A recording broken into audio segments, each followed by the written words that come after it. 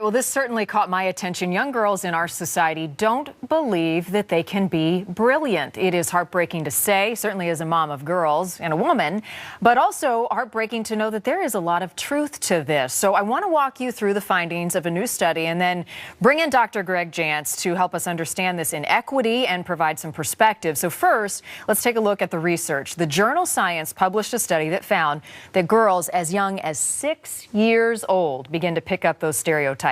That's kindergarten, folks, leading them to believe that men are smarter than women. So there it is on the screen. How hard is that for girls to see and to really soak in? So as a result, the study found that girls tend to shy away from certain careers. So think of scientists and doctors and lawyers, astronauts, because of the perception that they aren't smart or capable enough. So Dr. Jantz is here to help us understand why this is happening, and probably of equal importance is what we can do about it, because I think we need to be optimistic, because this is an opportunity for us to have some conversations with our daughters. Exactly. So let's look at this study, and they specifically looked at the change that happens in perception from kids between 5 and 7 years old. So basically at 5, girls think, I can do anything, but at 6 and 7 they start to think, well, I don't know, I associate those careers or those aspirations with boys. Why? Why is that? Well, we have the influence, of course, of media, but we also have what we'll call the expectation bias.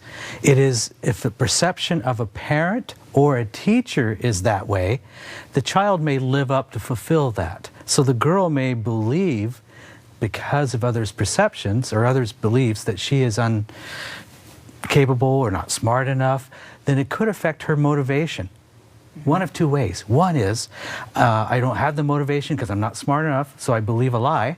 Or number two is, I take the motivation and really go for it. I'm going to prove them different. But they shouldn't have to make that distinction, right? Not at 6 years old. Not at 6 years old, Way or too young. Maybe a stretch to say ever. So what do we need to do, whether it's the media or it's parents or teachers? Like, at what point are we supposed to be intervening, and how do we start that conversation? Two things we can do with the girl is we want to align them with very positive, successful mentors. A girl can have great influence, as a boy can, by others who believe in them, but give them a positive role model. And this is really important, because most of their role models that they're going to get in that time frame are not necessarily positive role models. So we need to find somebody in their life that is successful, that's going to speak truth into their life of their capabilities. And then do what with that? Well, we want to continue to reinforce that we believe in you. We need to also do things that demonstrate that they are successful. So they need to see academically, and we already know that academically, truly girls can outperform boys many times all the way through high school. So usually it's boys that are struggling with the academics.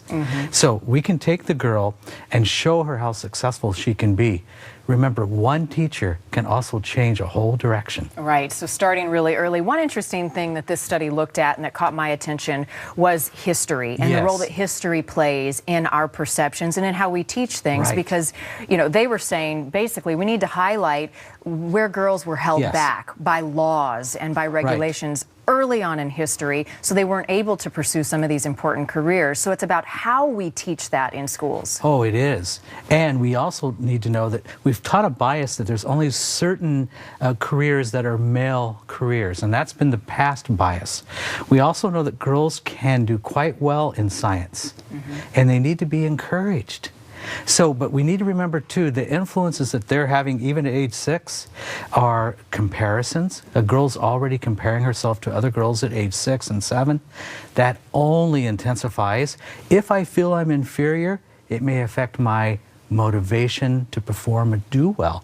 Because if I don't feel like I look good, and I'm comparing myself to others, it can affect my motivation to do well academically. And it can bleed into other aspects of their life, couldn't it? Entire life.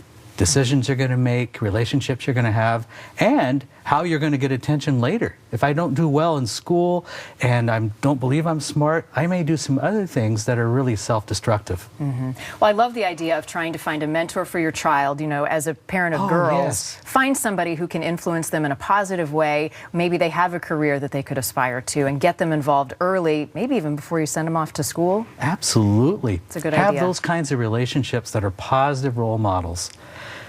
All right. Can make a big difference. In all of our, for girls and boys. For girls and boys. This is an issue that's not going away, but one that I like we can do something about. So thank And you we can. for your Yes. perspective. All right, Matt, over to you. I like the message. No boundaries. You go, girls.